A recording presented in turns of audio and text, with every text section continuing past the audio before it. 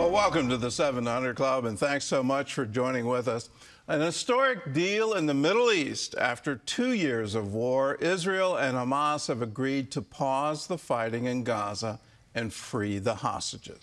The families of the captives are celebrating as they await the return of their loved ones. Chris Mitchell reports from Jerusalem.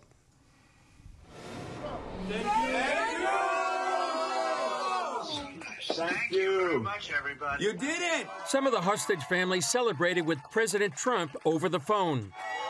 Others celebrated in Tel Aviv's Hostage Square. President Trump praised the deal on Fox News with Sean Hannity.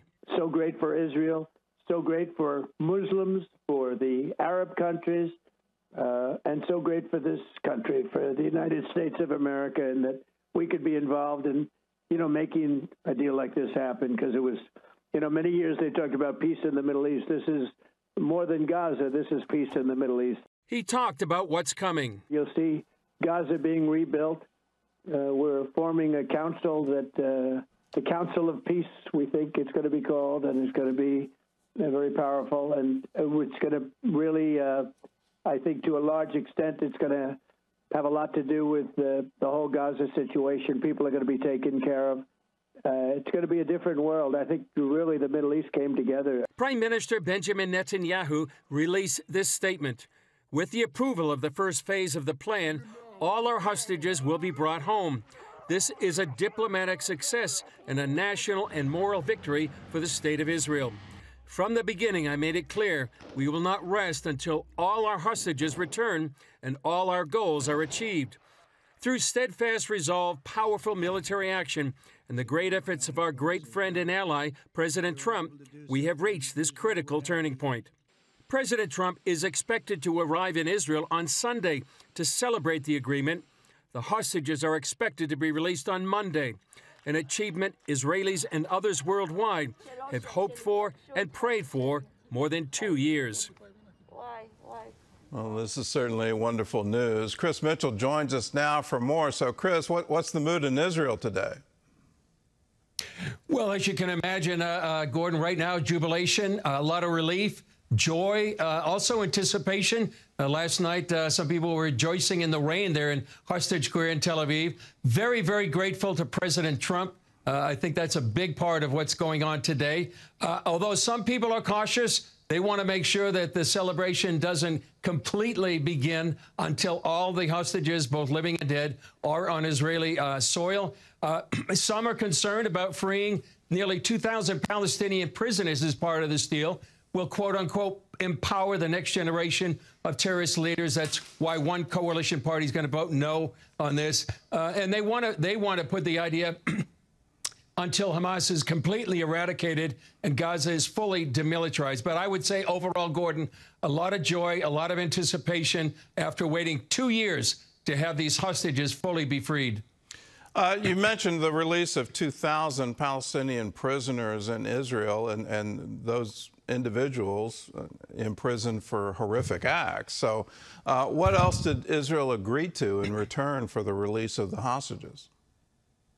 Well, what they're going to do, Gordon, is withdraw in the 24 hours. They're going to withdraw to what's called the yellow line. That's something actually President Trump did, and that would be going back. They would fully control about just over 50% of Gaza. Right now, Gordon, they control about 80% of Gaza, so they withdraw to that yellow line. Then there's a 72-hour window for the return of all the hostages, and so that will be, and then, as we say, the 1,700 Palestinian prisoners, including, in addition to that, 250 serving life sentences.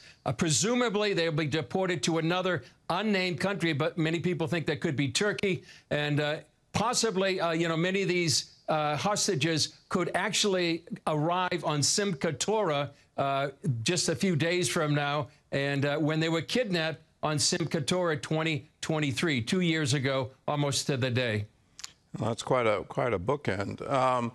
Let's sort of look at how does Israel win the peace at this point in time. It's been sort of a recurring thing going back to 1948 and then 1967, 1973, all the various peace deals since that peace can be negotiated. There usually is some kind of return of terrorists to the Palestinian Authority. Does this peace deal mean the end of Hamas? And I guess more importantly, does it mean an end to the ideology of let's wipe Israel off the map?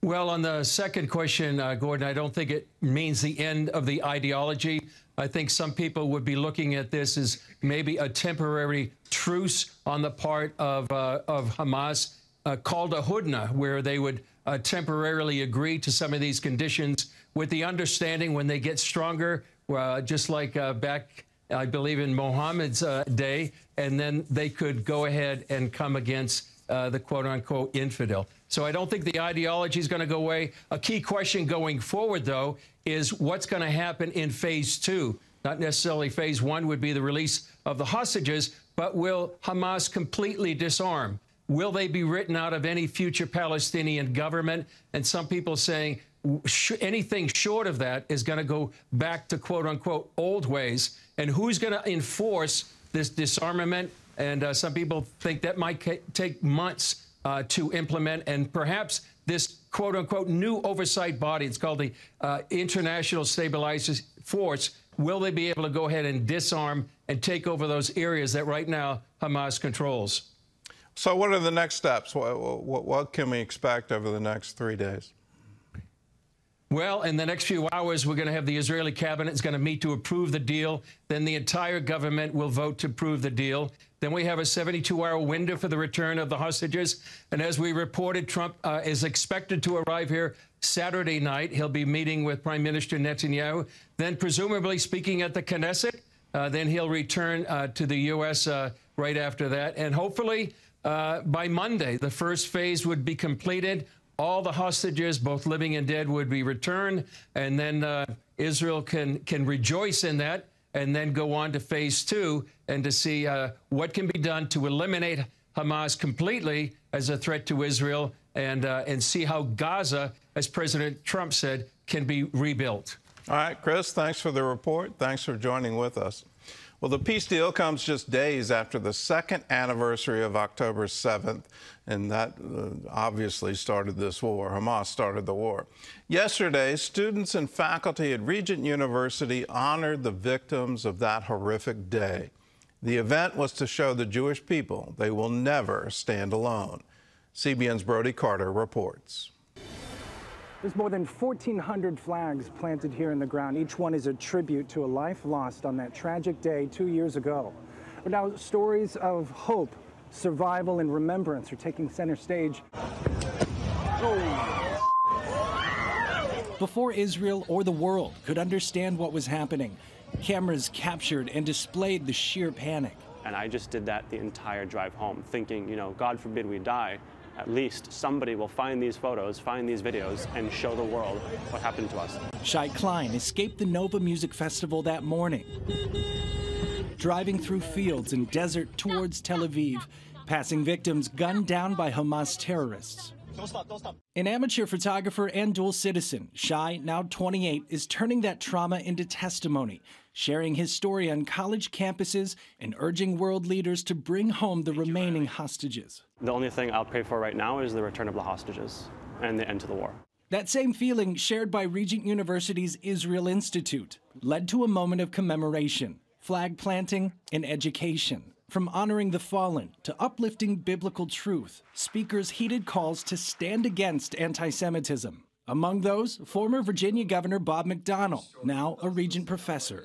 This is not just some article from history, that this is still part of the ongoing 3,500-year-old struggle that's taken place in the land. Former Congresswoman Michelle Bachmann, Dean of Regents School of Government, spoke of this as a spiritual battle. We want people to know, the Jewish people to know, and the state of Israel to know that we stand with them.